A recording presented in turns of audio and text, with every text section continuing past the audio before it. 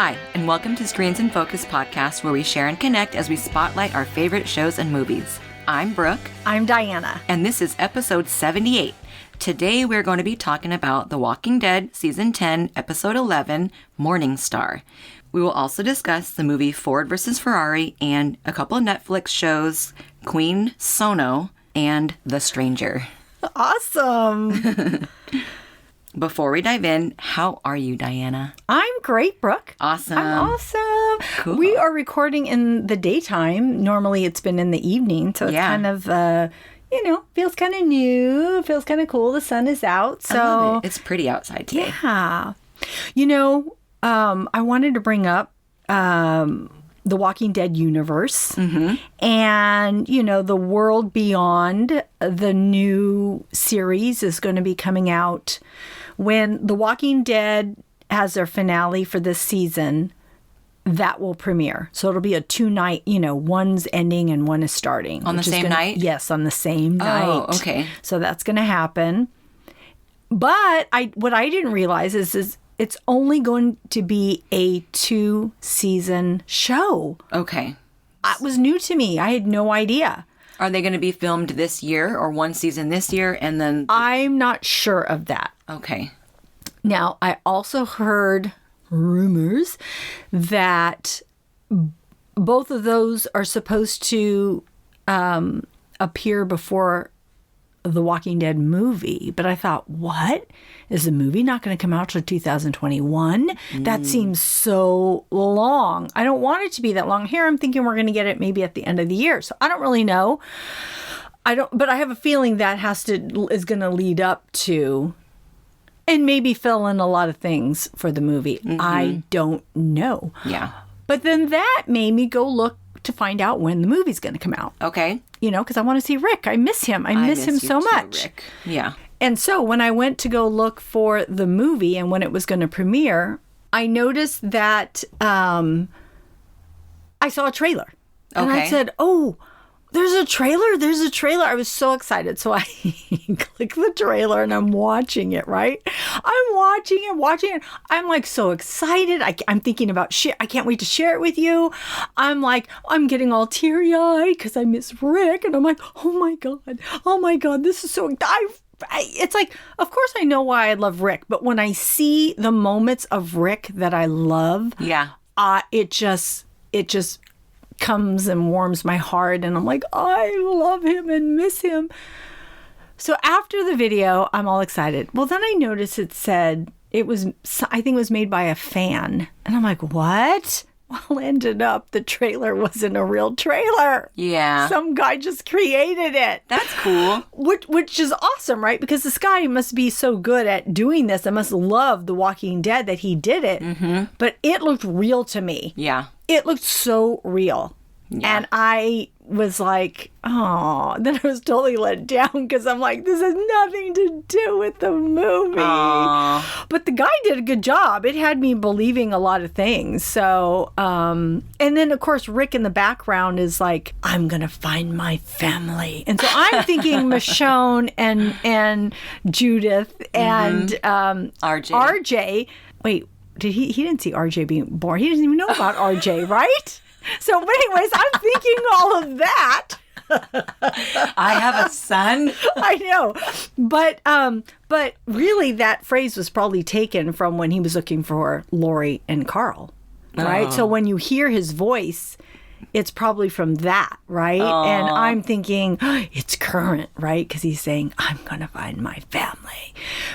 But what's interesting, I thought it showed him on a helicopter. I don't know. Everybody, Walking Dead fans, go check this out if you haven't already. It's just a very good, well done trailer. So you got to share the link if you could find it again. Oh, okay. That's hilarious. Yeah. So she's like, yay! I know. Wait, what? Exactly. That's exactly. Oh my gosh. Anyways, how are you doing? I'm good. I'm here, happy to be with you. We ate our sushi and our daytime enjoyment, and I'm loving it. Thank you for having me today. Oh my gosh, anytime. You can come over every day. Oh, cool. All right, I'll be here. Your family will be at the door. I know. Can you please give us our mom and wife back, please. Oh my gosh. Oh, so cute. Yeah. All right. Well, I have a question for you. Okay. In these last episodes, well, in this season, of course, it's been years later where gas is gone, guns are gone, so they've had to have their blacksmith create tools and weapons. And so we've seen some new weapons in this season, and the most current weapon that we've seen is Aaron. He has his fist, as a like a spiky ball fist, Uh-huh. and then we see Daryl with his weapon, which is a spiky ball and a chain, and I guess that's called the Morning Star. Mm-hmm. And so I'm curious, like, what weapon of choice would you probably have in like a medieval scenario? I know. Would you like to have a sword or a spiky something? Ooh, this is everything's so hard for me because I want them all. I want them all in my arsenal. Yeah. And then as you were talking, I was thinking, wow, this is so like Game of Thrones. Mm-hmm. When you said the blacksmith and everything, it just reminded me so much of that. We need to go back and watch that whole series again too. But anyways, you had mentioned Michonne's katana, and I would love that. The only problem with that is it's so big that if something was really close to me, I don't know if I could use it. Oh, so okay. I don't know. I'm like, God, would I be able to use something that big when it's like right here in front of me? It's like you'd have to like. So you'd have to have multiple weapons like in your boot and stuff. Yeah. So I'm like, I don't know. I like more little handheld things. Sure, I'd like to shoot it from afar somehow, or cut it from afar. But if it's got that close to me, I need something kind of close. So I kind of like Aaron's. I don't know if we could have that type of weapon with, he doesn't have his arm, so he has it in place of his arm. But what's great is that if he holds it up to the walker, he can also, if it bites his arm, it won't matter because it's not really his arm. Yeah. But, kind of like Merle. He had a knife on his missing hand. Yeah. That's kind of cool, too. Yeah, that's true. That one was a good one. Yeah. But I do like Aaron's, basically like his fist. Yes, and it has all these little spikes. Right. So I kind of like that. Yeah. I wonder how they attach it. I wonder if we could attach it to our arm, like some kind of a glove. Prosthetic. There must be a prosthetic person in the hilltop. So yeah. That's true. I like Daryl's weapon, and it reminds me of the weapon that the girl used in Kill Bill, Volume 2. You're so funny. Here you go again. More all my genre. 30 minutes in at this this scene, she said precisely this, and she had this weapon. Right? It's so good. She had one, and she would like swing it around, and then it went around. Well, they didn't really say her name.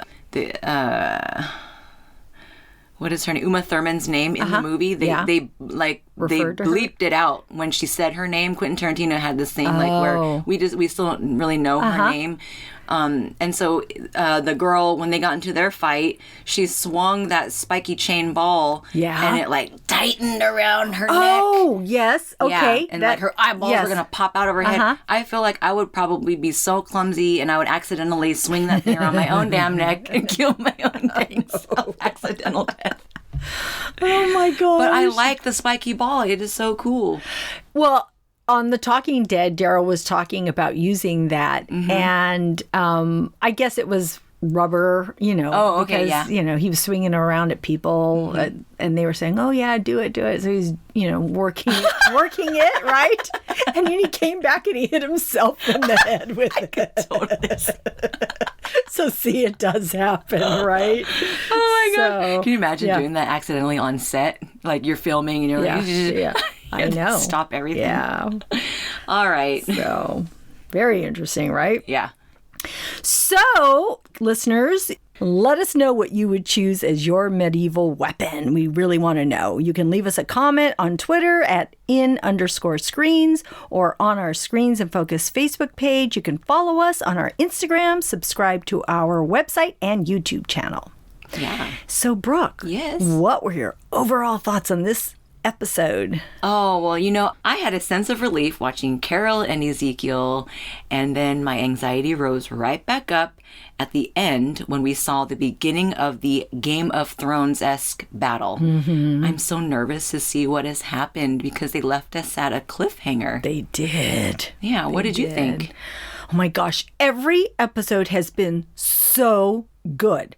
This episode had me crying at every turn with Ezekiel and Carol, Eugene and Rosita, Carol and Lydia, and Daryl and Judith.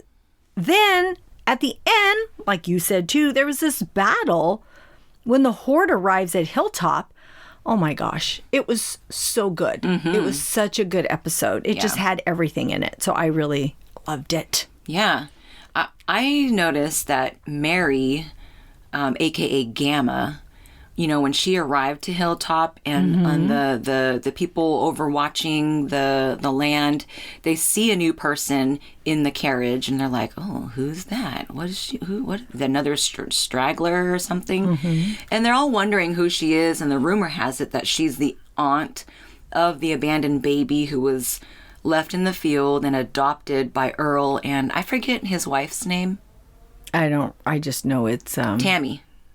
Her name was Tammy. That sounds right. Yeah.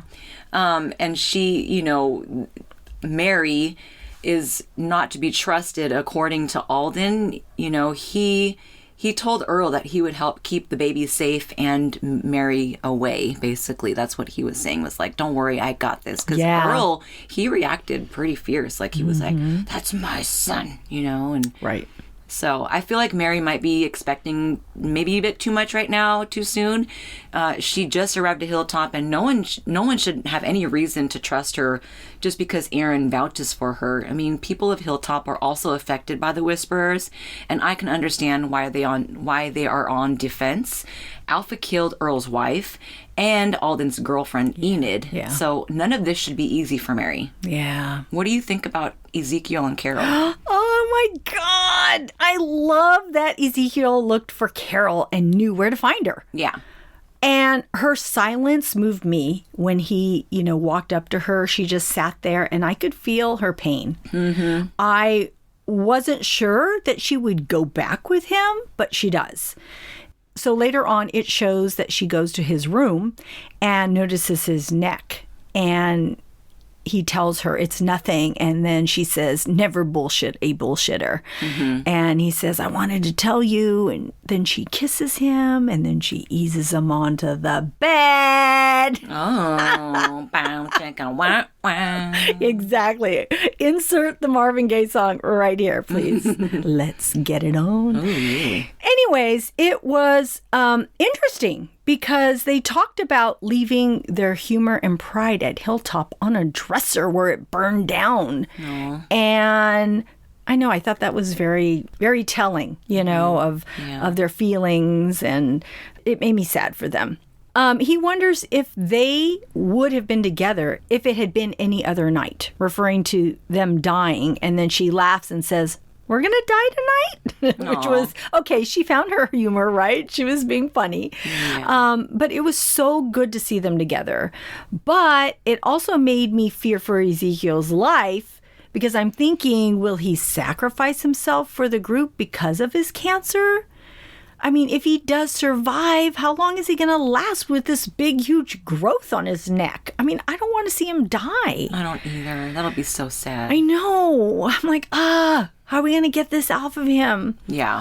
This whole episode made me feel that everyone is doing everything they can to make amends or love in this moment because they don't know if they will make it through the night. Right. And again, that reminded me of Game of Thrones, before the Night Walkers came. Oh, yeah. So I think that's why this episode was so emotional for me. They even had that song in the background with Eugene, which we'll discuss further. But that wasn't that when it was happening, when he was singing and they were showing everybody gearing up for war? Yeah. Basically the battle. Yeah. So it was like, oh my gosh, these are just ripped out of, sort of Game of Thrones. And I love Game of Thrones too. So these are my favorite shows. You're right. So... yeah. Well, speaking of Eugene, he's been really busy working on that radio and communicating with his lady friend over there, wherever she is, right? Yeah. And he's gotten really, really friendly since they met each other's voice, basically. And I find it interesting that she seems to have control over whether or not they should tell each other's groups about another group on the radio. That makes me super suspicious about her and why Eugene is being submissive and just accepting this. Maybe, I don't know. I'm not sure if he's getting a little bit manipulated. I know. I kept thinking he was telling her too much, and she kept saying, don't say anything to anyone. And I'm like, red flag, Eugene, really? Yeah. You're being sucked in. Yeah. I hope not, but that's what I was kind of feeling. Right. I know. I felt bad for him when he thought he wasn't going to hear her voice again once she was discovered by Rosita. Eugene snapped at her in a panic, and then the woman's voice disappeared temporarily. He was like struggling to get back on the line with her, and then Rosita, I thought that she was pretty cool about it, and she knows that Eugene must really like this person and assumes that he is talking to someone from Oceanside, perhaps. She doesn't interrogate him any further, probably because of the way that he reacted, and I thought that was quite respectful of her to, treat him that way. Right, yeah. But luckily for Eugene, the woman comes back on the line, and Eugene starts, he's singing that song, When the Wild Wind Blows, and she actually was able to finish the song. So that was such a sweet moment for Eugene, and I hope this woman is legit. I know. Her name is Stephanie, and Eugene seems to really like her, especially because he couldn't kiss Rosita when she offered that to him. So I was happy for him to finally find someone else that he could potentially love. But he did tell Stephanie that Rosita is his proverbial BFF. And I just love that. They're so cute, he and Rosita. Yeah. And, however, I am concerned about what will happen once they meet. They gave each other's whereabouts because he told her that they're in Virginia, but then she told him to meet at this location on this, a week from now. So he's got a date. Yeah. He's going to meet her. I know, that in 1 week. And I found that interesting that she said that. 1 week? Why not 2 days? It just, again, I don't know. I hope she isn't setting up a trap. I hope not. Yeah, I know. Oh, and also, oh my God, I can't believe he didn't take that kiss from Rosita. I'm like, dude, that was your chance. You could have kissed her on the lips. Oh, he does kiss her on the cheek as he goes off, but Gabe was proud of him, though. He was like, yeah. He was happy that he didn't do it. Oh my gosh. So Alpha and Negan in this episode. Oh my gosh. Negan asks Alpha, does this mean I graduated to kinky whisperer shit? I'm like, oh my God. Again, I laughed out loud. His comments with her crack me up because she's all serious in her, whisper mode and doing her stuff. And he's just all cracking these jokes. I'm sure she's charmed by it, but trying to be herself, you know? And then he's like whipping her arm. And then she tells him it's his turn. Ew. And he was like, I don't know, he made some noise. I don't think he wasn't taking it as well as she did. I know. But, he has to go through the steps, right? Yeah. And he has to do it. And then he tells her a little bit later on, he walks up to her and wants her to see another side to just killing, them, meaning our whole group. Telling her that getting them to bend the knee will feel better. Okay, another Game of Thrones moment. Yeah. Secretly, I think he is trying to save them and give them more time. Right. So I still think he's on the side of our group. I hope so. He's playing a pretty good part right now. I know. He is, though. But yeah, he's so good. And then, of course, we believe Alpha blocks the road so that the people of Hilltop cannot get in. Right. I could tell right away that was Negan. I mean, that we saw that happen when Rick and everybody were trying to get Maggie to Hilltop to see the doctor. That was really scary. That episode was so scary. Yeah. And so I knew that it was going to be difficult, and maybe too difficult for them to all leave. Mm-hmm. You know, they got the kids on board. It was like, I know. It just makes me so worried. Yeah. Oh, the poor kids on board. Yeah. And so then at the battle site, Negan says, I thought you wanted them to join us. Because, you know, he's thinking he convinced her, right? And she says, I do, as part of the Horde. He says, holy shit, you are badass. Yeah. Oh, my gosh. So, She's yeah, like, it's not I got going. me a man who likes me and wants to be with me for who I am in my skin. I love it. Speaking of the Whisperers, and oh my gosh, they just have such an interesting way of life. We see Beta collecting all this tree sap in the beginning, and at first I thought he was going to make maple syrup. I didn't even notice it. I was oblivious, apparently. Okay, yeah, he was like making that syrup. Because I watched the Sesame Street, and they show you how to make syrup. So I'm like, oh, hey. They're the pancakes. He's making syrup. In the apocalypse. Exactly. The Whispers. I know. So honestly, I had no idea that tree sap was even flammable. But we did see at the end of the episode them launch these sap bombs to the group at Hilltop. And then Alpha has the fire archers shoot at the walls of Hilltop, and everything just engulfs in flames. The walkers are not being held by that electric fence that was built by Rosita and Eugene, which was awesome. It just didn't work. Yeah. Right? Well, just like on a couple, and then that was it. That was so cool. It's all electrifying their necks. It's all and then their body, their torso just was like not going to happen. But then the walkers, they're not, you know, like they're making their way through, and the group had no choice but to retreat. So Beta is really freaking scary. And he was chanting as they led the Horde to Hilltop on their way there. And we also saw Negan in his own skin at that time. That scene right there just made me really... I saw Negan differently. Like, they painted his eyes, and then he was wearing the mask. And I was like, oh my goodness. I have something to tell you about that mask, which you're going to love. Oh, dear. That mask, he had it cut out with the Joker smile in it. So if you look at it again, I have to see you that. will see that. Oh, cool. Yes.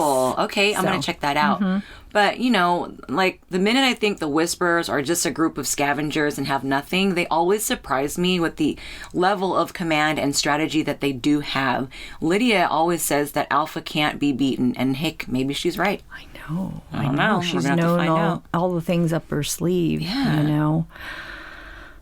But I'm just surprised that she hasn't been able to help with... Well, that's what I was thinking, right? She wouldn't say, oh, she's going to have this or she's going to have that. I'm just, Or, like, get the Hilltop to be ready. Like, how do you get, like, the readiness? Like, you have intel. Like, yes, exactly. Well, also with Gamma, you would have thought, too. Yeah. And she knew where the Horde was, but they moved it, right? Yeah. So, I don't know. Exactly. I'm so glad you mentioned all of that. It's so true. And these Whisperers have a lot of ingenuity. I mean, that whole tunnel system, the cave, their weapons. There's a lot here because I thought they just kind of lived off just the land and just, I don't know. Yeah. I just thought they were just using the walkers. Right. But they just have so much more to them. So that's like scary. I know. And I still feel... Now that you brought up that Beta was chanting, well, walkers hear voices and everything else. And if they're all chanting, the real walkers would hear that. So I still think it has to do, there's a fear scent that people give off. Because why wouldn't they turn around and eat the Whispers? That's my thought on it. No one's ever brought it up and no one's ever said it. But I just think it's interesting that they can talk and, you know, the walkers don't turn and get them. We had to put the closed captioning on because we're like, what is he saying? Yeah. Yeah. We are not sure. Okay, so Brooke, what other things did you notice in this episode? Oh, well, I thought it was interesting that Ezekiel gave Lydia Henry's armor. That was really sweet. Yeah. And I think that would have been hard to do, but it was necessary at the time to protect her. Uh-huh. And she did love him. Carol and Lydia bury the hatchet. Carol told Lydia that she was going to kill Alpha. And when she does, would Lydia hate her? Lydia said that she wouldn't be thinking of Carol. So, yeah. I thought that was a really emotional scene. Yeah. It really was. For me, I was like, I don't know. Yeah. I said earlier, I had tears coming down my face, and I really did, because I really felt like Carol was really trying to make amends with Lydia, and then just what Lydia said. Just both of them. Oh my gosh, it's such a good episode. Yeah, so hard for them both, right? To just be with each other in that way. But, I love the way they shot everyone while they're suiting up, and especially Rosita. Like, she was just filmed so beautifully. Like, she was like whipping her like jagged sword around, like all in slow motion. Brooke is giving us demonstrations like as like that. You're good at it. See, that's what weapon did she have? Because that's the one you should pick. I know, it kind of looked like a chainsaw but narrow with like teeth on it. It was cool. Okay, yeah, it was cool. Yeah. And then Daryl and Ezekiel, they made an agreement to get the kids out if one of them seemed to be necessary. So basically, if one of them dies, then they got to help get the kids out. Which I thought was cool because they're not really close. They never really... I know. Well, Daryl was still kind of mute at that time. Now he talks a lot, so he's a different man. I know, that's so true. Carol and Daryl, when they see each other at the gravesite where their loved ones are at, Carol and Daryl, she tells Daryl not to hate her, and he says to Carol, I'm never going to hate you. Mm-hmm. And that just, I think she cried after that. And he just walked away. That's all he said. Yeah. He's mad at her. He's disappointed in her. He wants her to get her stuff together. But, he'll always love her. Yeah. This is really sweet. Right. And then we talked about the weapons earlier, but I just love Daryl's ball and chain. With the spikes on it. So awesome. Yes. But I couldn't believe that he was able to be so efficient with that bad leg of his. He just got stabbed in a major artery in his leg. Yeah. What did you notice? Well, we talked about Eugene singing When the Wild Wind Blows, but it's by Iron Maiden, just FYI. Yeah. And, of course, we've talked a lot about Daryl's Morning Star weapon, and it's just the coolest thing. And I love how they named the episode after that particular weapon. So, well, because he's kind of leading right now. He is. Yeah, like when he was looking over the balcony in the Hilltop Mansion, he just looked like a boss. He did. And then I just love little Judith. She's just the sweetest thing. And she fixes Daryl's jacket, puts a blue wing with 10 stars. And Kaylee, the actress, says that the stars represent 10 seasons, which I thought that was the cutest thing. And I just love that part about him. She is so brave. She says, I'm ready to fight. I know. And he's like, I don't know if I'm ready for, yes, we know you're ready to fight, but I don't know if we're ready to, put you in that position. And I don't know, she's just the cutest, bravest thing, that she wants to protect RJ, but she's ready to fight. So cute. And in the previews, they show that she's missing from the area. So I think that girl is like, I'm going to fight because that's what I want to do. I don't know. We'll find out next, when we see the next episode. But I was like, oh my goodness. Just, I love Judith. Yeah. And Earl was very revealing to me this episode. He's so protective of Adam and wants to defend Hilltop. And, even against the odds. I mean, he's the one that's like, come on, guys, we got to get our head on straight. It's the fight of our lives. Again, another reference to Game of Thrones. I could just totally see him in that environment. He was just like, come on, troops. Yeah. Let's get it going. We have to defend this. This is our home. So I just saw a different side of him that I hadn't seen before. So I was like, oh, that's great, that they're showcasing him. Yeah. So I thought that was really cool. Right. So, Brooke, tell me, why do you love The Walking Dead? Oh, well, it's pretty consistent. And, once Rick left the show, the world changed again.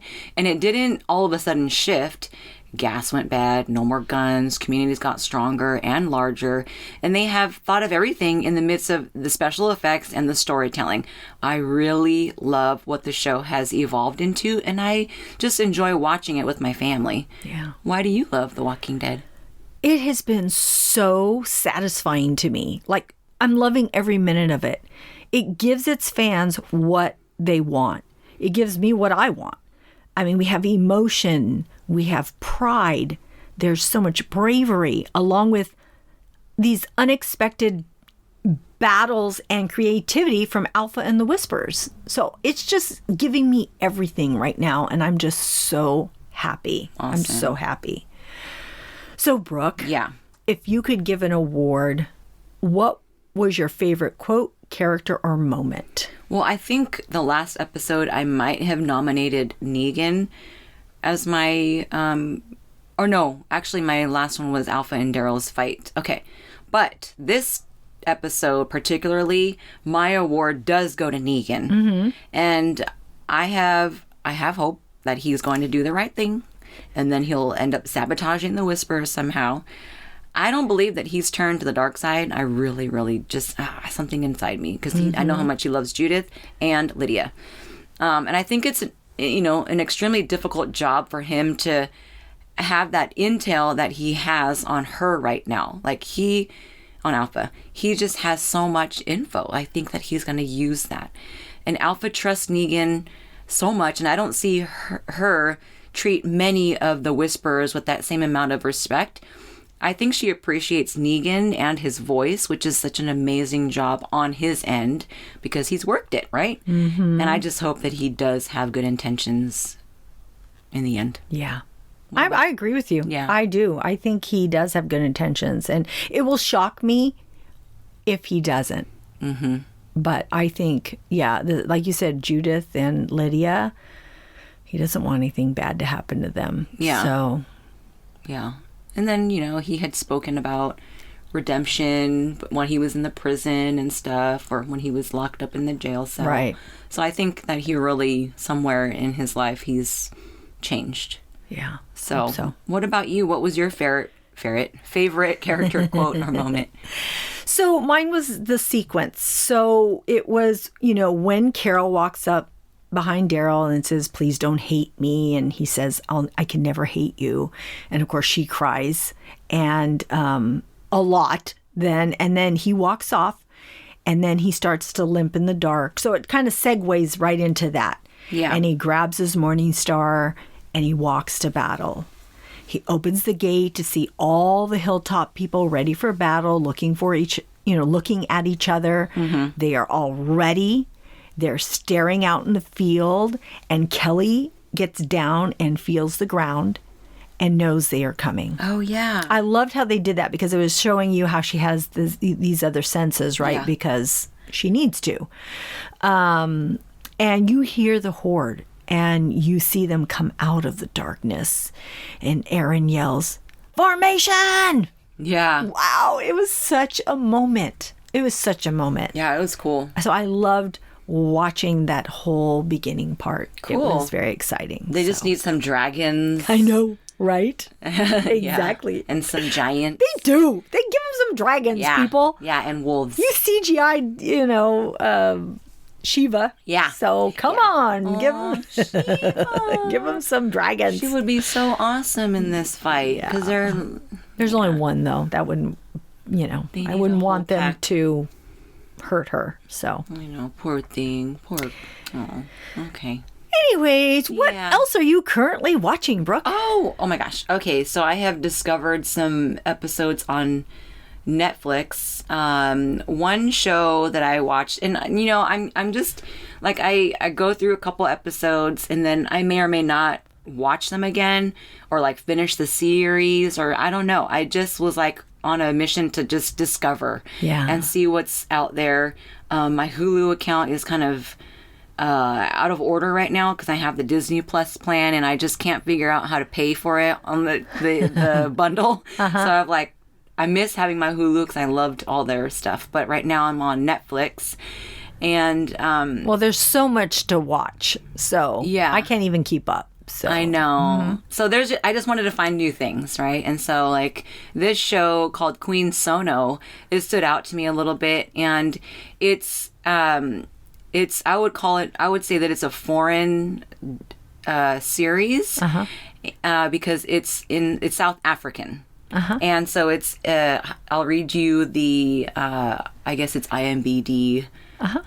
It says it's a highly trained South African spy takes on her most dangerous missions yet while facing challenging relationships in her personal life. But she is actually a really beautiful actor, and she plays a really, really strong part.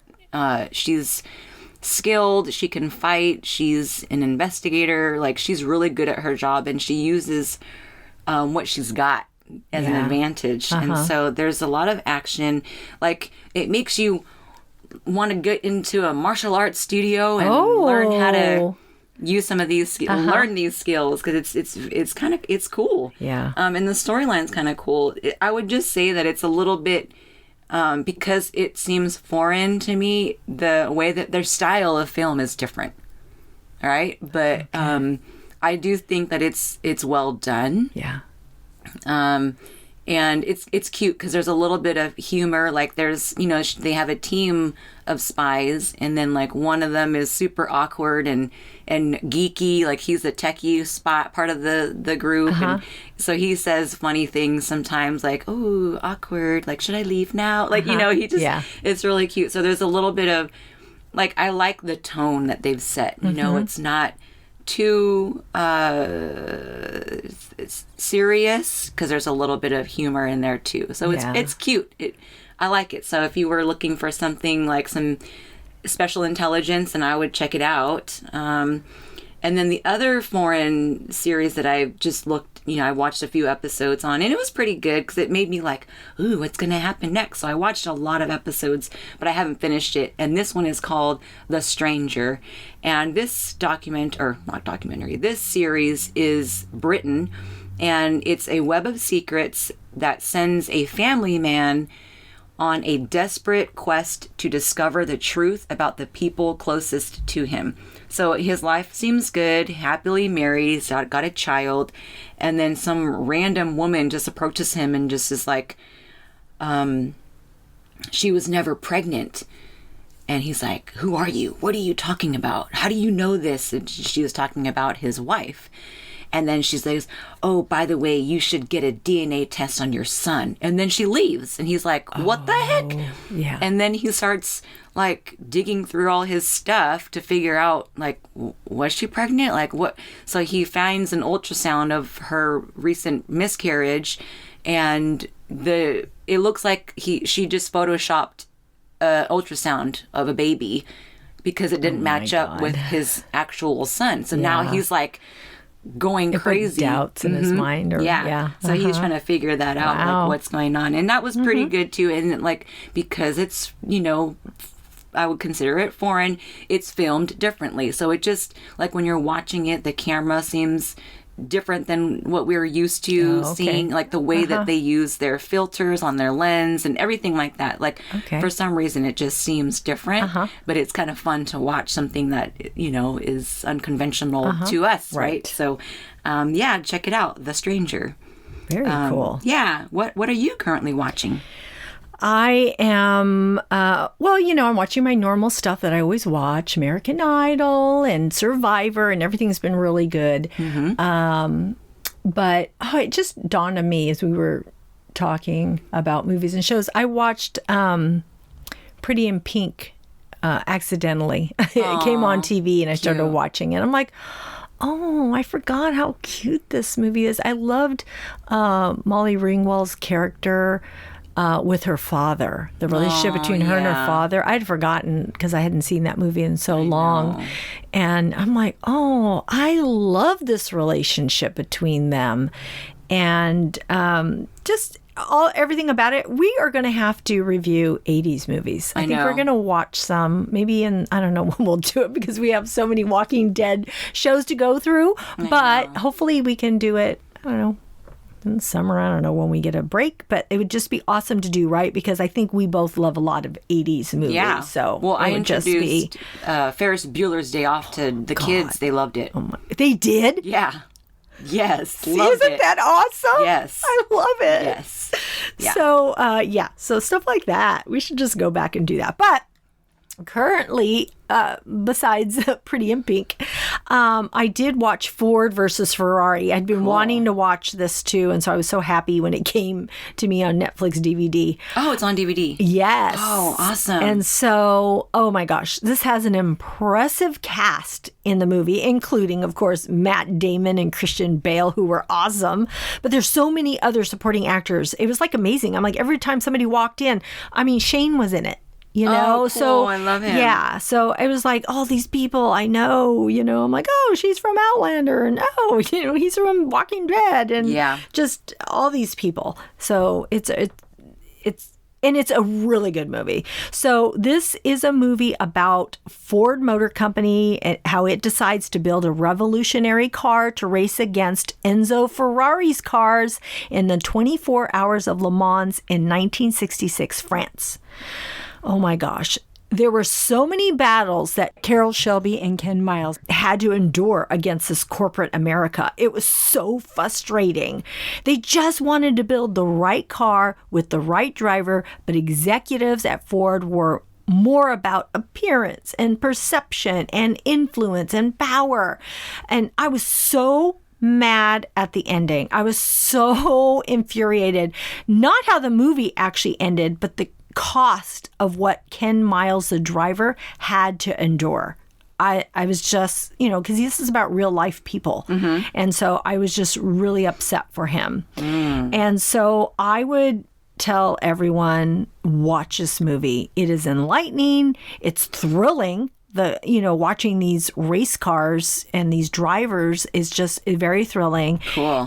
They're great performances by these actors, and I just totally recommend it. It's a very good movie. Cool. And it's for everybody. I can't wait to watch it. Like everybody could watch it. We've been wanting to watch it. Yeah. So you'll enjoy it. I think the whole family will like it. How do you race in a car for 24 hours, though? Like, bathroom? I know. I wondered that, too, but they kept having them do their pit stops. So I don't know. But they don't get out, do they? Because we actually had a dinner conversation about this. Well, the they other did day. here. Yeah, they got out. Yeah. Oh, okay. Well, so I don't know if they go a certain way, and I'd have to even research it more because I kept thinking the same thing. I'm like, 24 hours? How do they?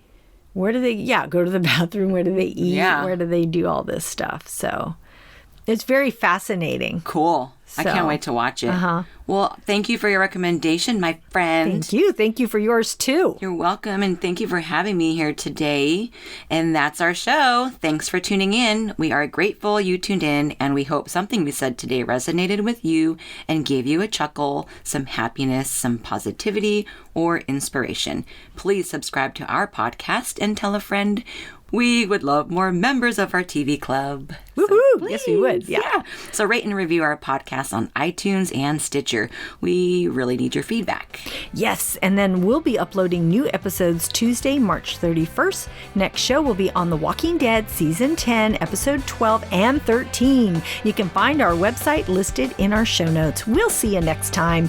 Bye. Bye.